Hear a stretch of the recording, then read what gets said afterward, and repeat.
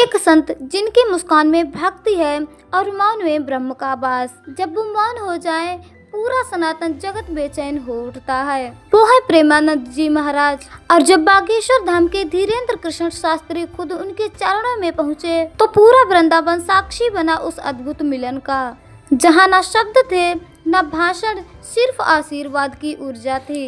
क्या कहा महाराज जी ने अपनी तबीयत को लेकर, और क्यों धीरेन्द्र शास्त्री बोले, ये तो आपकी लीला है महाराज। आइए जानते हैं उस दिव्य भेंट की पूरी कहानी।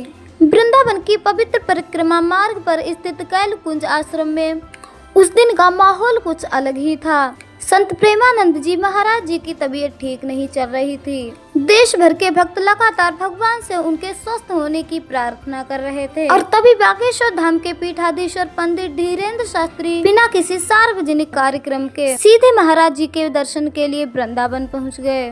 वहां पहुंचकर उन्होंने झुककर दंडवत प्रणाम किया और गले मिलकर लिया आशीर्वाद। उनकी आंखों में विनम्रता थी और आवाज में श्रद्धा। महाराज, आपकी तबीयत कैसी है? मुस्कुराते हुए प्रेमानंद जी महाराज ने कहा, हमारा शरीर बीमार है बेटा, इसीलिए अब हृदय से ही बात कर सकते हैं। इस पर धीरेन्द्र शास्त्री ने फोल्डेड हैंड के साथ उत्तर दिया, ये तो आपकी लीला है महाराज।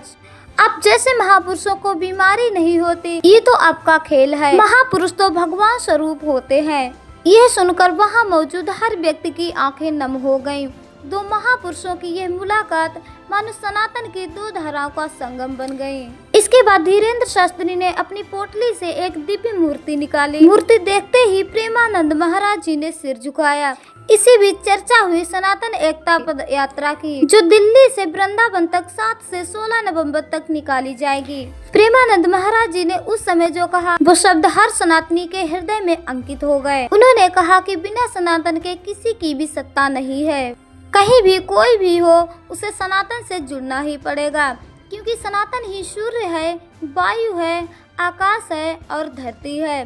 सनातन को किसी व्यक्ति ने स्थापित नहीं किया, ये स्वयंभू है। जैसे वेद स्वयंभू है, वैसे ही वेद भी सनातन है। उनके ये शब्द सुनकर वहाँ का वातावरण दिव्यता से भर गया। हर किसी के मन में एक ही भावना थी, सनातन अमर है।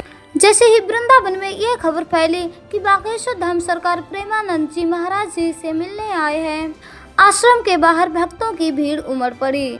लोगों ने हाथ जोड़कर उनका स्वागत किया और धीरेन्द्र शास्त्री ने मुस्कुराकर सबका आभार व्यक्त किया।